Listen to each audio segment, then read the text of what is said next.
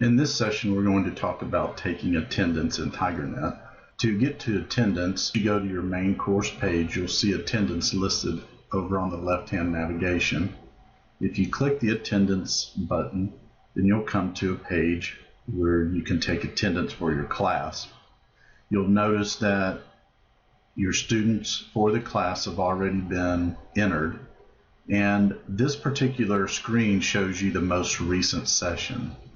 And what it means by most recent session is the session that just passed. So if you'll notice over here, for each of my Tuesday and Thursday classes, it's already shaded in for that date.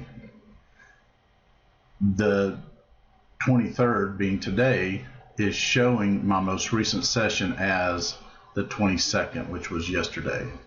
Even though tomorrow's may be closer in terms of upcoming, whenever you see this most recent session, it's showing you of the one that just passed.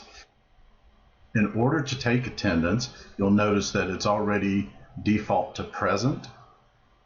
If someone is absent, you will simply click on the pull-down menu, and then you can select absent or tardy.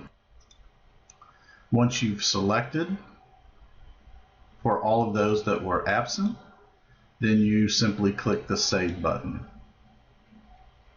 And now this has been stored for that session. If you need to change one of your entries, then click on the Edit Saved Entries link, and then you can change whatever you need to change.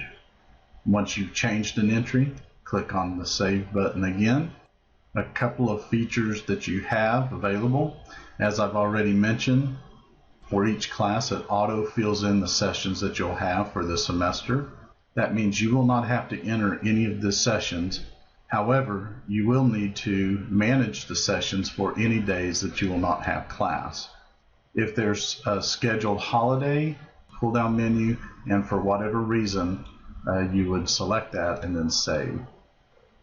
And that would mean that it would not take attendance for that day. You also have a weekly view. A weekly view presents each week.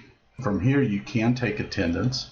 So if you've been writing down who was present and absent on given days, or at the end of the week or beginning of the week, you want to come in and update all of your attendance files, that's easy enough. You do it here and click on Save. I can scroll through all of my sessions simply by clicking on the links at the top. If I go back to the main screen, I can add sessions. So if you wanted to add a session for a special event, you can either do it by clicking directly on the date or by clicking the Add Session. On this screen, you'll select the start time as well as the end time. Notice now that your calendar has a highlighted session. Finally, I'd like to talk to you about the settings. If you click the settings link, you'll be brought to a screen that allows you to configure some of the features in the attendance module. At the top, you'll see that you can select how you want to create your attendance. We do whole sessions here, so there's usually not a reason to modify that. Here at the bottom, though, you'll see that there's a notification setting. What this means is that I can select a threshold for absences, at which point, once that has been reached, the student will be notified in system, meaning in TigerNet, that they have reached that threshold and how many absences that they have.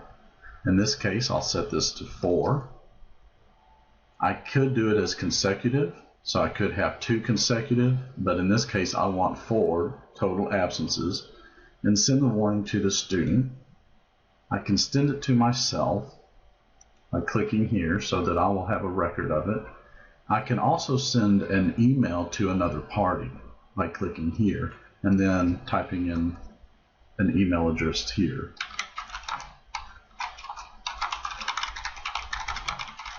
However, please note that these notifications are individualized, meaning that this same notification applies to all of them. So if you were to put the name of a dean here or an email address of a coach. For every student who got over 4 absences, it would send whoever is in this email address an email. Probably not something that you want to do.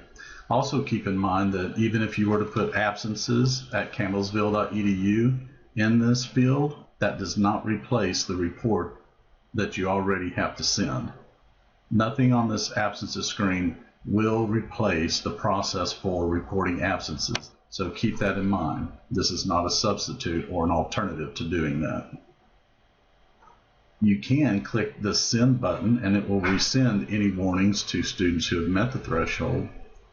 You can also checkbox the warning highlight, and what that does is on your list it highlights any names of students who have reached the threshold or are over the threshold. When you're done with your settings, click Save. I will make note of one other link here, and that is Export View to Excel. This will export your entire attendance records to an Excel spreadsheet if you would like to have a hard copy for your records.